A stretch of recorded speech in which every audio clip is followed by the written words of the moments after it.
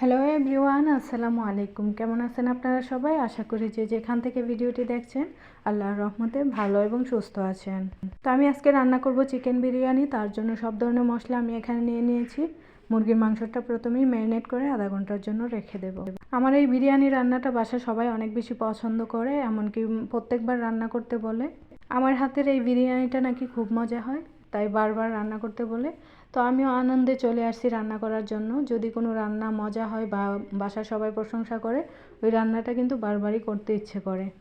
তো আমি মুরগির মাংসটা ম্যারিনেট করে রেখে দিয়েছি। এখন আমি বেশি করে পেঁয়াজ কুচি করে বেরেস্তা করে নেব।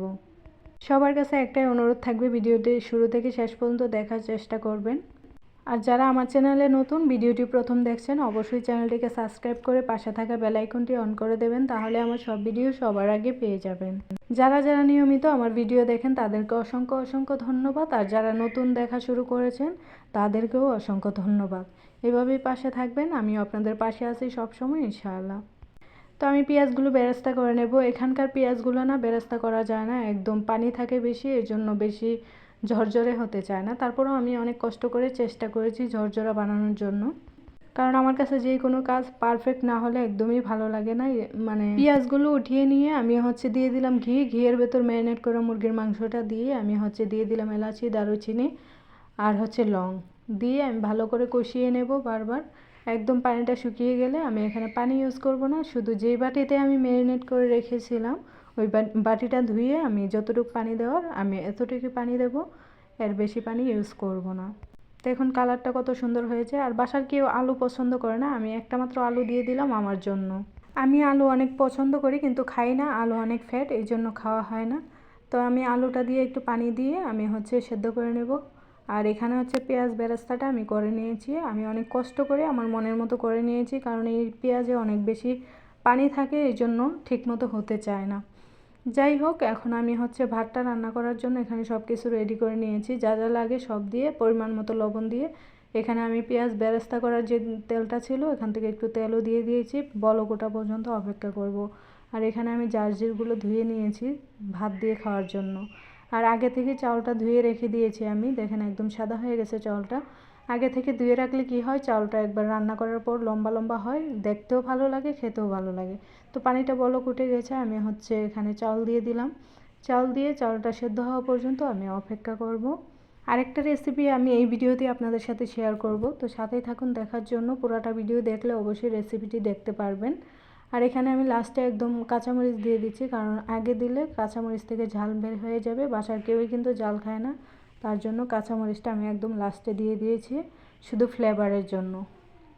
তো আমার ভাতটা রান্না হয়ে গেছে, মুরগির মাংসটাও রান্না হয়ে গেছে, আমি সব কিছু রেডি করে একদম এই বিরিয়ানি দিয়ে খাওয়ার জন্য আমি একটা সস বানাবো। বাসার সবাই এই সসটাও অনেক পছন্দ করে, বিরিয়ানি বা ক্যাপসা রান্না করলে আমাকে ওই সসটা বানাতে বলে, তো ওই সসটা আমাকে বানাতেই হয় মাঝে মধ্যে, মানে কয়েকদিন পর পরই আমি বানাই সসটা, বাসার সবাই অনেক রিকোয়েস্ট করে বানানোর জন্য।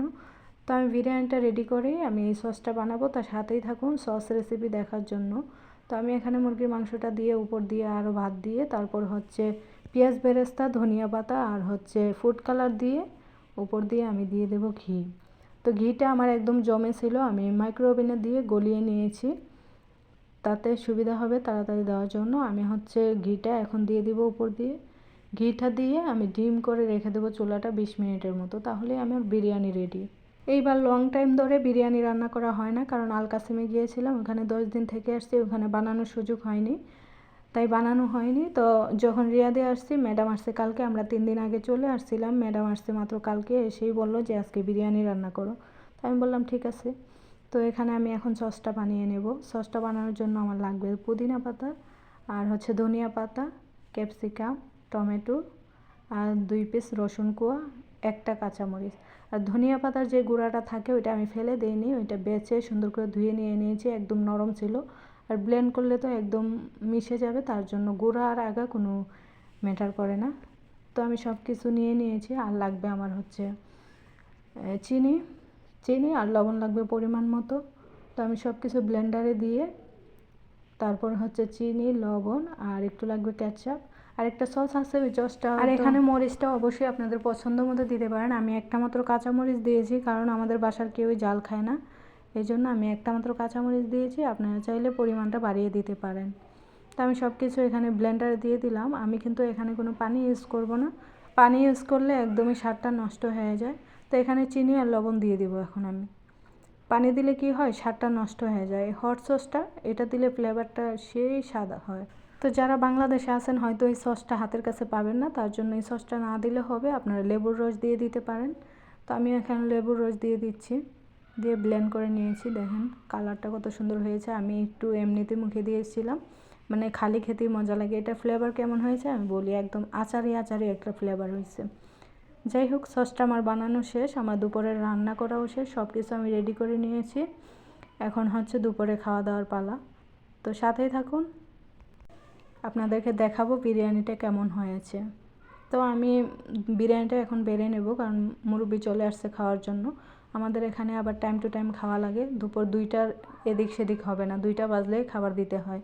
তো আমি খাবারটা বেড়ে দিয়ে আসছি। আমি কিন্তু অল্প একটু নিয়েছি, কারণ আমার অনেক ডায়েট করা দরকার, কিন্তু খাবার এইভাবে যদি নিজে রান্না করি না খেয়ে পারা যায় না, তাই খেতে হয়, কিছু করার নেই। তো এই ছিল আমার আজকের রান্নাবাড়া, আজকের ভিডিওটি কেমন লাগলো অবশ্যই জানাবেন। সবাই ভালো থাকবেন, সুস্থ থাকবেন, আল্লাহ হাফেজ।